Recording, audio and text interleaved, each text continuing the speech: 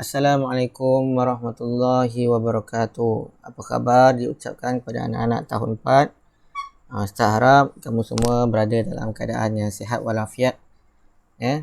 Jaga dirilah apabila duduk di rumah. Jadi insya-Allah hari ini kita akan sambung sesi pembelajaran kita di rumah di bawah tajuk puasa. Okey, kita pergi dahulu kepada pengertian puasa. Okey, boleh rujuk kepada nota yang Ustaz akan lampirkan sekali dalam grup WhatsApp kelas masing-masing. Okey, puasa ialah menahan diri daripada perkara-perkara yang membatalkan puasa bermula daripada terbit fajar hingga terbenam matahari disertai dengan niat. Saya ulang, puasa ialah menahan diri daripada perkara-perkara yang membatalkan puasa bermula daripada terbit fajar hingga terbenam matahari disertai dengan niat. Itu adalah yang dimaksudkan dengan puasa. Perbuatan kita menahan diri kita daripada perkara yang membatalkan puasa. Ada banyaklah perkara yang membatalkan puasa. Bermula daripada terbit fajar iaitu waktu subuh dan berakhir apabila terbenam matahari iaitu waktu maghrib disertai dengan niat. Jadi niat itu adalah wajib. Okey, hukum puasa. Puasa hukumnya wajib. Wajib berdosa. Apabila hukum wajib maksudnya jika ditinggalkan berdosa. Buat dapat pahala, tinggalkan berdosa. Wajib bagi semua umat Islam yang mampu untuk berpuasa. Okey.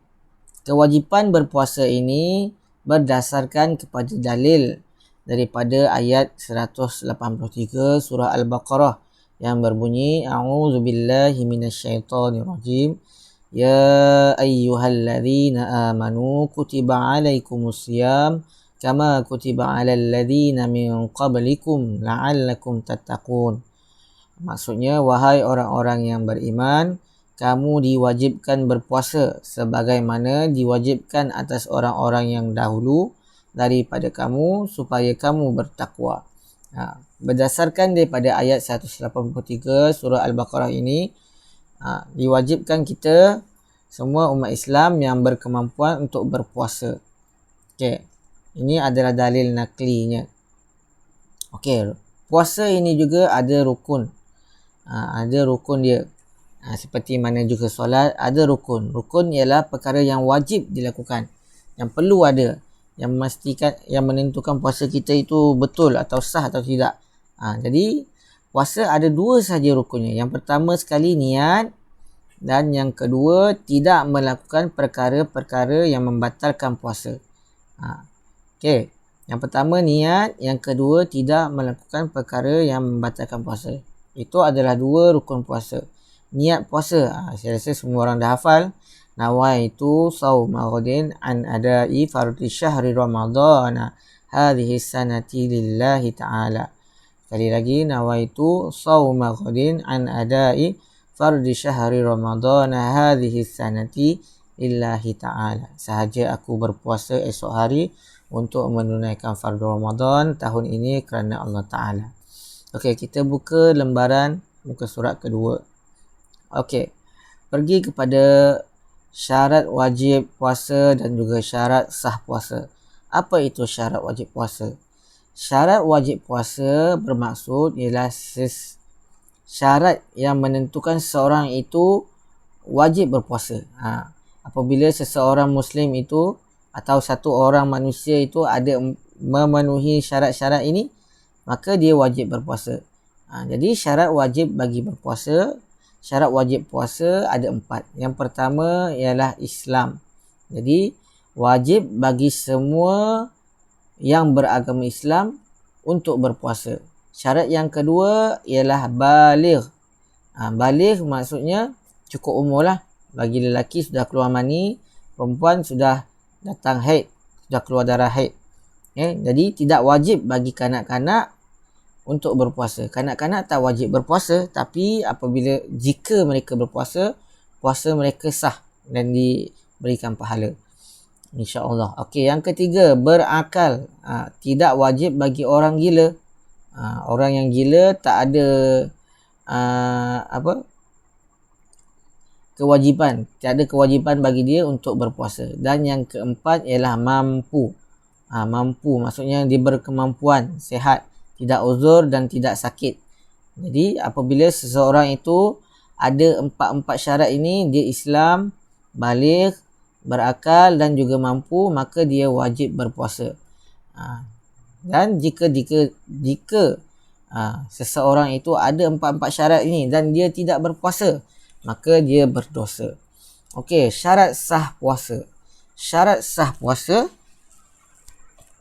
ialah syarat yang menentukan puasa kita ini sah, betul atau diterima atau tidak.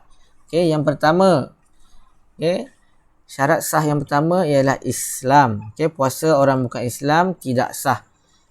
Orang bukan Islam walaupun dia puasa hari-hari, dia biarlah dia puasa sepanjang tahun pun, tapi dia bukan Islam, maka puasanya tidak diterima. Yang kedua, suci bagi haid, nifas dan wiladah. Ini khusus bagi wanita.